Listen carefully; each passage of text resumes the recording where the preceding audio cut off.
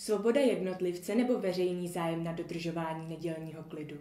Tyto hodnoty se střetly na dnešním jednání chebských zastupitelů. Vítejte u mimořádného vstupu zpráv ze zastupitelstva.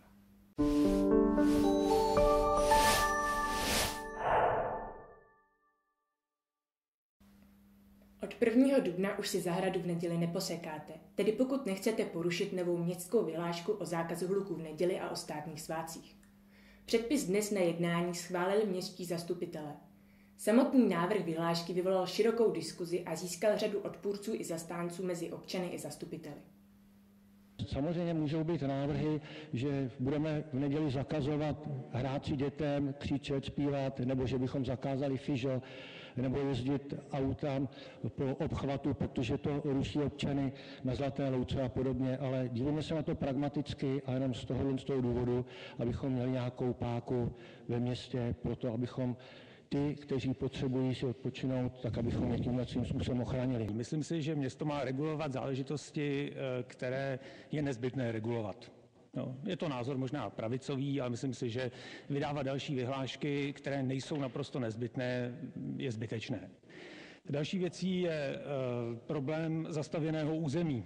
Do zastavěného území obce, pokud jsem se správně koukal do geoportálu, patří mimo jiné třeba průmyslová zóna. Nevím, jestli máme omezovat podniky v průmyslové zóně tím, že když tam údržbář v neděli dopoledne bude chtít rozbrušovačkou přeříznout trubku na nádvoří, tak mu bude hrozit nějaká sankce. Takže myslím si, že třeba takové části města by z té vyhlášky měly být určitě vyjmuty. A opravdu si myslím, že je to trošku začátek takové salámové metody, abychom tady za rok nepřijímali nějakou vyhlášku proti grilování na zahradě a křiku dětí a podobně, protože to je taky věc obtěžující. Prostě dle mého názoru základem je sousedská domluva. A je-li váš soused bezcharakterní a bezohledný hulvát, tak ani ta vyhláška ho nepřinutí, aby vám neškodil jiným způsobem. Tam máte pravdu, vztahuje se to i na průmyslovou zónu. Je otázka, nakolik v průmyslové zóně to zlepšuje pohodu bydlení a pobytu v otevřených prostorech. Určitě je potřeba nějakým způsobem regulovat právě ty problémové občany, ale na druhou stranu si nejsem jistý, že tahle ta vyhláška, tak jak je formulovaná, je ten správný názor. Koneckonců, jak už tady bylo řečeno.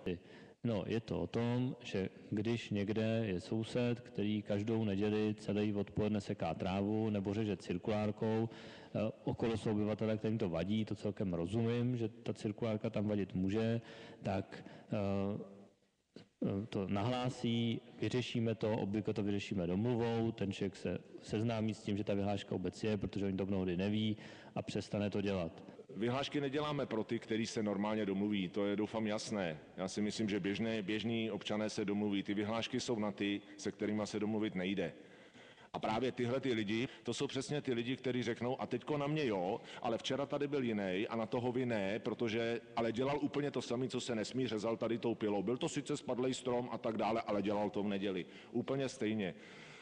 A teďko, jakým způsobem k tomu chcete přistupovat? Máme dvojí metr, jakmile použijeme dvojí metr, tak se obávám, že z legislativní a z hlediska práva bude velký problém, protože se to dá nazvat diskriminací. Aspoň tak, jak jsem se s tím občas setkával, neříkám, že by ty lidi uspěli, ale soudy rozhodují tak, že v jednom okrese tak a v druhém úplně jinak. Myslím si, že jestli se najde třeba jeden člověk, který seká v nevhodnou dobu, tak základním nástrojem by mělo být, že se ty sousedi kolem prostě domluví s ním, že za ním zajdou a že se normálně lidsky mezi sebou domluví.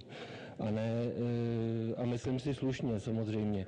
A ne, že si hned půjdu někam stěžovat. Mně to přijde, prostě mě to připomíná jako časy minulého režimu a nechci jako přehánět, ale takové to různé bonzování a uliční výbory a tak dále, už to jakoby někde za obzorem trošku vidím, když vidím tyto vyhlášky. Jak budeme regulovat letový provoz na chebském letišti, což je rekreační sport mnohých o sobotách a o nedělích a o svátcích, protože letecký provoz je samozřejmě velkým zdrojem hluku v částech města přilehajících k letišti. Děkuji. Oni nelítají většinou nad tou zastavěnou částí. Při přistávání a odletech mají koridor, ten je daný v rámci územního plánu nějakými ochrannými pásmy, dokonce i tím hlukovým pásmem. V případě, že by trvalé létali a dělali nějaké obraty nad tou zastavenou plochou, tak bychom to samozřejmě s nimi mohli řešit také.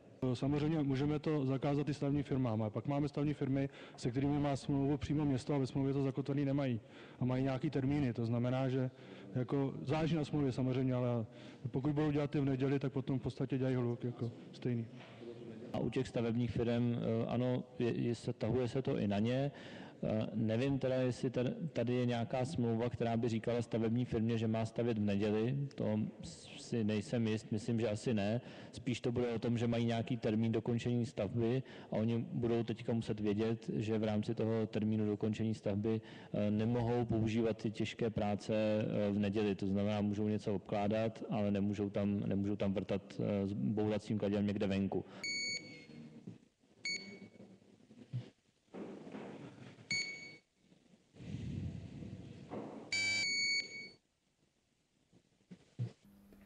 Další informace z dnešního zastupitelstva právě analyzujeme. Můžete se na ně těšit v blízké době.